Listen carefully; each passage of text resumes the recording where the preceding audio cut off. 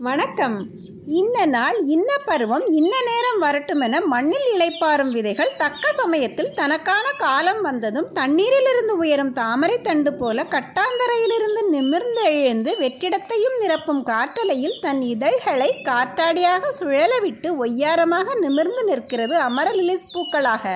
நட்டு வைத்த புல்லாங்குழலிலிருந்து வெளியேறும் மகரந்தங்கள் சப்தஸ்வரங்களாக காற்றில் அசைந்து ஆலாபனையுடன் சங்கீத ஸ்வரங்கள் பாடுகின்றன. ஒன்றுக்கொன்று எதிரும் புதிருமாக முகம் பார்க்க மறுக்கும் சண்டைக்காரிகளோ என்னவோ எதிரெதிர் திசையில் திரும்பிக் கொண்டன. அது சரி, வருடத்திற்கு ஒரு முறைதான் பூக்கும் என்றால் வருடம் முழுவதும் இது என்ன செய்யும்? மேலோட்டமாக பார்த்தால் வெறுமனே எதற்கும் பிரயோஜனமில்லாமல் இருப்பதாக தோன்றும். மண்ணை கிளறி பார்த்தால்தான் தெரியும் ஒரு கிழங்கு பல கிழங்குகளாக பெருகி இருப்பது. தோண்ட தோண்ட வரும் கிழங்கு புதையல்கள் பூதம் கிளம்பியது போல கிளையெடுத்து பூக்கள் தருகிறது. இந்த அழகான பூக்களை தருவதற்காகவே ஆரோக்கியமான கிழங்குகளை மண்ணில் பெருக்குகின்றன.